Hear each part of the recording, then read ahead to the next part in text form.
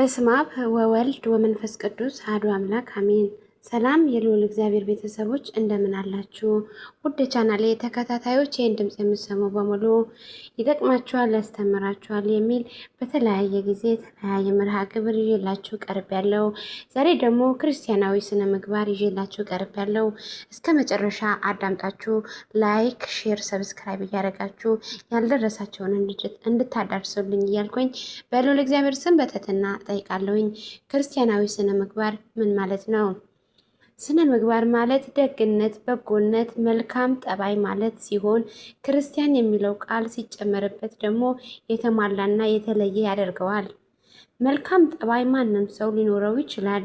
ነገር ግን የተሟላ ዘላቂና የሁል ጊዜ ሆኖም ለሰማያዊ መንግስት የሚያበቃ በክርስትና እምነት ሲኖር ነው።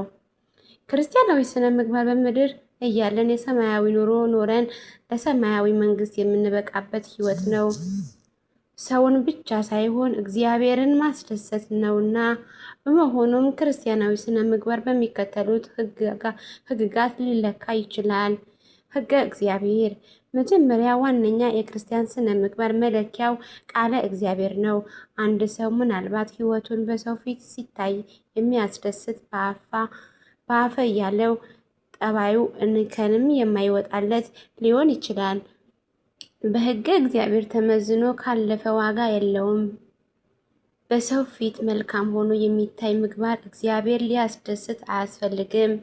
የእግዚአብሔር ፈቃድ የሚያደርጉ እንደ ክርስቶስ ባሪያዎች እንጂ ለሰው ደስ እንደምታሰኙ ለታይታ የምትገዙ አትሆኑ። ኤፌሶን ምዕራፍ 6 ቁጥር 6። ፈሪሳውያን ከነርሱ ውጭ የሆነውን ሁሉ የናቁ ያለኛ ህግ እግዚአብሔር አክባሪ ከኛም በላይ ጻድቃን የለም ባዮች ነበሩ። ነገር ግን መድኃኒታችን ኢየሱስ ክርስቶስ ግብዞችን ስራቸውን ሁሉ ከንቱ እንደሆነ ነገራቸው። እንዲያውም ጻድቃኖች ከጻፎች እና ከፈሪሳውያን ጻድቅ ካልበለጠ ወደ መንግስተ ሰማያት ከቶ አትገቡም። የማቴዎስ ወንጌል ምዕራፍ 5 ቁጥር 20 በማለት ደቀ መዛሙርቱም አስጠነቀቀ። እንዲያውም ከነርሱ እርሾ ትምህርትም እንዲጠበቁ አስጠነቀቃቸው። ከፈሪሳውያን ከሰዱቃውያን እርሾ ተጠበቁ። ማቴዎስ ምዕራፍ 16 ቁጥር 6 አለ። ከዚያም ሌላ ብዙ ሰርተናልና ስነ ምግባራችን ማስደሳች ነው እያሉ ለመወደድስ በኩራት ይቀርቡ የነበሩትም ሁሉ አፍረው እንዲመለሱ አድርጓል። የማቴዎስ ወንጌል ምዕራፍ 19 ቁጥር 16 እስከ 22። የንጉሥ ሳኦል ስራ በራሱ በንጉሥ ሐሳብ ሲመዘን ምክንያቱም ትክክል አልነበረም። ነገር ግን እግዚአብሔር ሊያስደስት አልቻለም። ቃሉ ስላላከበረ ለእርሱም ስላልታዘዘ ንቀኸኛልና ንቄሃለሁ ተባለ። ከንግስናው ወረደ። አንደኛ ሳሙኤል ምዕራፍ 15 ቁጥር 10 እስከ 22። ያለ እምነት እግዚአብሔርን ደስ ማሰኘት አይቻልም። ዕብራውያን ምዕራፍ 11 ቁጥር 6። ክርስቲያን በጉዞ ሁሉ በጭፍን በራሱ ዕውቀት ብቻ አይመራም። በቃለ እግዚአብሔር ሕይወቱን እየመዘነ ሊራመድ ያስፈልጋል። በሃይማኖት ብትኑሩ ራሳችሁን መርምሩ፣ ራሳችሁን ፈትኑ። ሁለተኛ ቆሮንቶስ ምዕራፍ 13 ቁጥር 5። የክርስቲያን እምነት እያጸኑ እየጠነከሩ እየበሰሉ የሚጓዙበት ህይወት ነው። በመሆኑም አንድ ክርስቲያን ከትላንት ዛሬ ከአምና ዘንድሮ አድጎ ጠንክሮ መገኘት አለበት። ንቁ፣ በሃይማኖት ንቁ፣ ጎልምሱ፣ ጠንክሩ። አንደኛ ቆሮንቶስ ምዕራፍ 16። በሃይማኖት መጠንከር ሲባል በጊዜው በተመቸ ጊዜ አለ ጊዜው ባልተመቸ ጊዜ መጠንከር ይገባል። በጊዜው አለ ጊዜው ጽና። ሁለተኛ ጢሞቴዎስ ምዕራፍ 4 ቁጥር 2 እንዲል ከሰው ህግ ይልቅ የእግዚአብሔር ህግ ቅርብ ነው። ከሰው ህግ መደበቅ መሸሽ ይቻላል። ከእግዚአብሔር ግን ማምለጥ አይቻልም። የእያንዳንዱ ሰው ስራ በእርሱ ዘንድም የተገለጠች ናት። የጲጥፈራ ሚስትን ዮሴፍ ማንም አያየኝም ኃጢአትም እንስራ ብላ ለ2 ዓመታት ባባለችው ጊዜ ኩፋሌ ምዕራፍ 27 ቁጥር 25 እግዚአብሔር ከእርሱ እንደማይለይ እያንዳንዱም ስራው በፊቱ የተገለጠ እንደሆነ ያመነው ኃጢአትንም እንዴትም እንሰራለን በማለት መለሰለት። ዘፍጥረት ምዕራፍ 39 ቁጥር 9 መዝሙረ ዳዊት ምዕራፍ 138 ቁጥር 2 እስከ 12። ስለዚህ ክርስቲያን አኗኗራችን፣ መልካም ምግባራችን ትክክለኛ የሚሆን በእግዚአብሔር ሲመዘን ብቻ ነው። ብልጣሶርንም በሚዛን ተመዝነህ ቀለህ ተገኝ ዳንኤል ምዕራፍ 5 ቁጥር 27 የተባለው ለዚህ ነው። የሰው ልጅ ሕግን ተለዋዋጭና ጊዜያዊ ነው። ሕገ እግዚአብሔር ግን በዘመናትን ብዛት የማይሻርና ቋሚ በመሆኑ ምግባራችን ከዚያም አንጻር ሊለካ ያስፈልጋል። እንደ ስጋ ፈቃድም የሚኖሩ የስጋ ነገርም ያስባሉና እንደ መንፈስ ፈቃድ የሚኖሩ ግን የመንፈስን ነገር ያስባሉና ስለ ስጋ ማሰብ ሞት ነው፣ ስለ መንፈስ ማሰብ ግን ሕይወትና ሰላም ነው። ሮሜ ምዕራፍ 8 ቁጥር 5 እስከ 6 ሕገ ልቦና በክርስቲያናዊ ስነ ምግባር።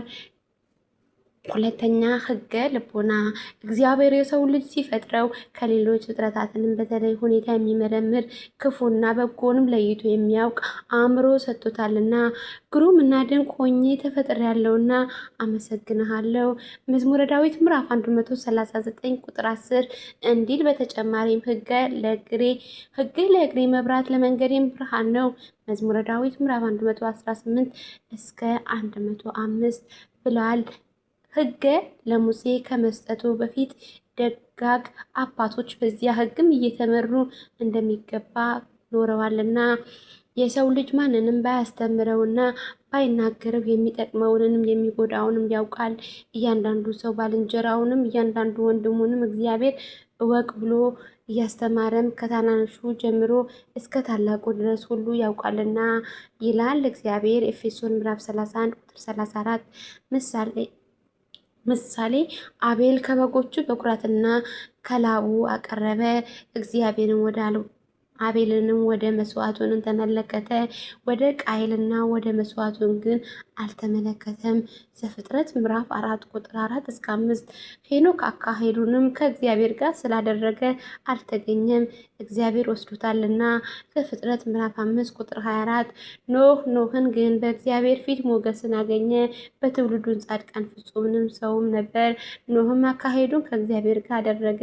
ዘፍጥረት ምዕራፍ 6 ቁጥር 9 እነዚህም ሌሎችን በሕገ ልቦና ተመርተው መልካም ተግባርን የፈጸሙ እግዚአብሔርን ስራቸውን የወደደላቸው ናቸውና ለዚህም መጽሐፍ ቅዱስ ምስክር ይሆነናል።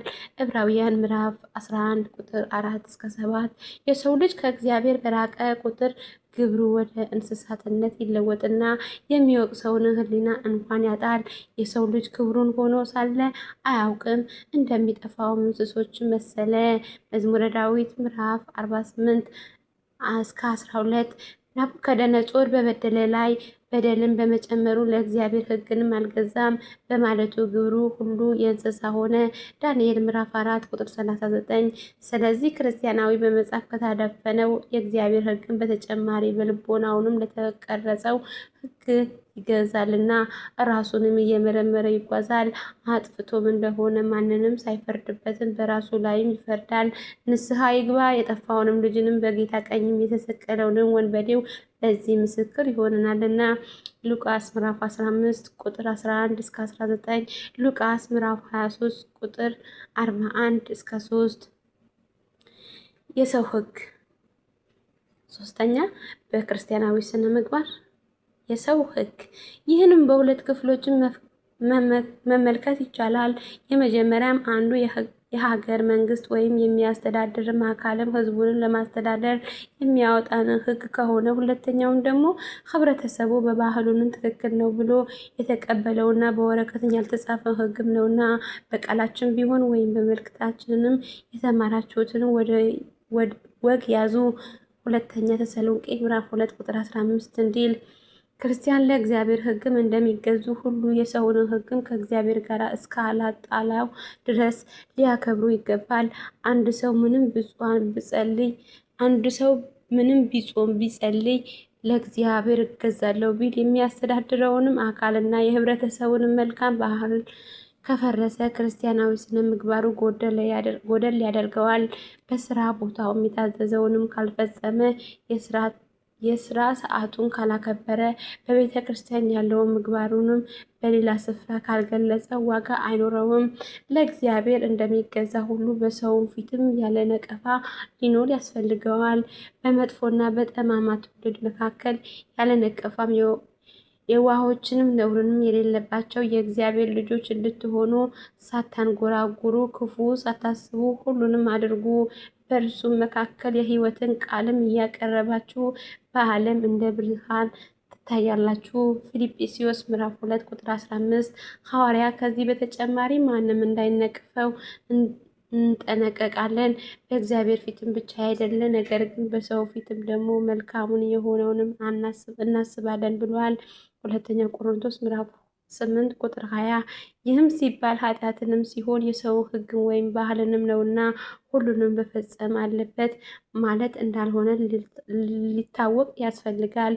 ለምሳሌ ከአንዱ በላይ ማግባት፣ ጫት መቃም፣ ዋርሳ መያዝ ባህል በሆነበት አካባቢ የሚኖሩ ክርስቲያን ከሰው ጋር ለመኖር በሚል ሰበብ ይህንንም የመሰለ የአረማውያንን ኑሮ ይኖሩት ማለት አይደለም።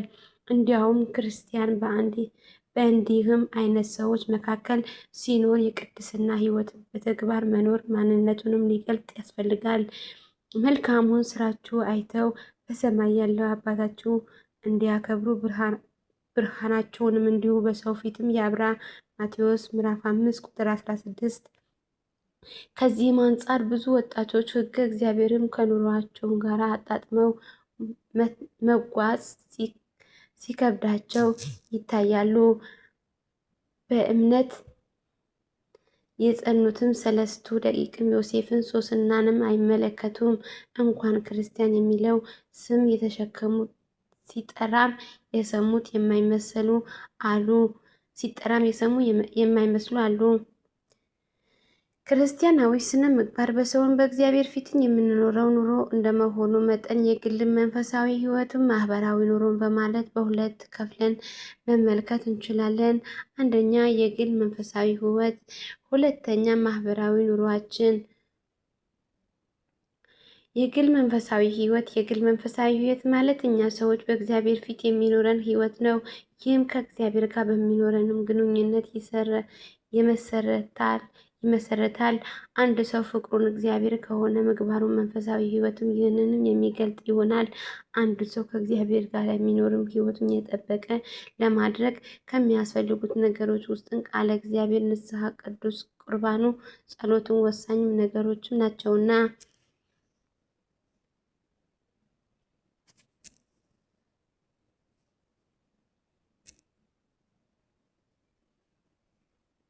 በእግዚአብሔር ስም ይቅርታ።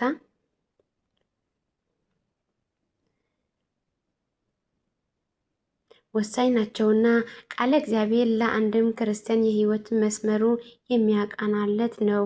ቃልህ ተገኝተዋል፣ እኔንም በልቼዋለሁ። አቤቱ የሰራዊት ጌታ ሆይ በስምህ ተጠርቻለሁና ቃልህ ሐሴትና የልብን ደስታ ሆነኝ። ኤፌሶን ምዕራፍ 15 ቁጥር 16። ንስሐ ማለት መጸጸት ማለት ነው። የክርስቲያን ሕይወት የንስሐ ሕይወት ነው። በንስሐ የበደለ ከበደሉንም ይነጻል፣ ኃጢአተኛውን ጻድቅ ይሆናል። ስለዚህ ለግል መንፈሳዊ ሕይወት ስራችሁንም አቅኑ። ኤርምያስ ምዕራፍ 18 ቁጥር 11። ከንስሐ በኋላ ቅዱስ ቁርባን መቀበል ያስፈልጋል። የሰው ልጅ ስጋዬ ካልበላችሁ ደሜን ካልጠጣችሁ ሕይወትም የላችሁም ብሏል። ዮሐንስ ምዕራፍ 6 ቁጥር 53። እንዲሁም ቃሉ ሰምተንም ንስሐ ገብተን ቅዱስ ሥጋውን ክቡር ደሙን ስንቀበል የግል መንፈሳዊ ሕይወታችን የተስተካከለ ይሆናል። የግል መንፈሳዊ ሕይወት ጽናትን ደግሞ ለማህበራዊ ኑሯችን ወሳኝ ነው። ማደግህ በነገር ሁሉ እንዲገለጥ ይህን ሀሳብ ይህን ማዘውትሮ ለራስህና ለትምህርትም ተጠንቀቅ፣ በዚያም ጽና። ይህንንም ብታደርግም ራስህንም የሚሰሙንን ታድናለህና። ጢሞቴዎስ ምዕራፍ 4 ቁጥር 15። ማህበራዊ ኑሯችን ክርስቲያን በማህበራዊ ኑሮ ከሌሎችን ጋር በሰላምና በፍቅር ሊኖር እንዲሁም አልጫውንም ዓለም በምግባሩም ሊያጣፍጥ ይገባል። በመሆኑም ክርስቲያናዊ በማህበራዊ ኑሮ ተሳትፎ ውስጥ ሊይዝ የሚገባ ነገሮች አሉ። እነዚህንም ዓላማ ክርስቲያን አንድ ውሃ ላይም ኩበት እየተንሳፈፈ ወንዙ ወደሚወርደውንም አቅጣጫ አይጓዝም። እንደሚወዛወዝንም ዛፍን ወደሚነፍስበትም አያጋድልም። የራስም የሆነ ውስጣዊ ዓላማ አቋም አለውና በምትሄድበት ሁሉ እንዲከናወንልህ ወደ ቀኝም ወደ ግራም አትበል። ኢያሱ ምዕራፍ 1 ቁጥር 7። ከዚያም የተነሳ የሚሰራውንም በጽናትና በትጋት ይሰራልና የመጀመሪያውን ከፍጻሜ ያደርሳል። በመከራም አይናወጥም፣ መስሎም ለማደር እንደ ጊዜው አይለወጥም። በዓለም ስለሚጓዝ ዓላማውንም ያሳካል፣ ይቀጥላል። እንደ እግዚአብሔር ፈቃድ በቀጣይ በሌላ እንገናኛለን። በሌላ ደግሞ እስከምንገናኝ መልካም ቆይታ እያልኩኝ ይህን ድምፅ እስከ መጨረሻ አዳምጣችሁ ላይክ፣ ሼር እያደረጋችሁ እንድታበረታቱኝ እያልኩኝ በልዑል እግዚአብሔር ስም በትህትና እጠይቃለሁ። ይቆየን። ለሀገራችን ሰላም፣ ፍቅር፣ አንድነት ያብዛልን።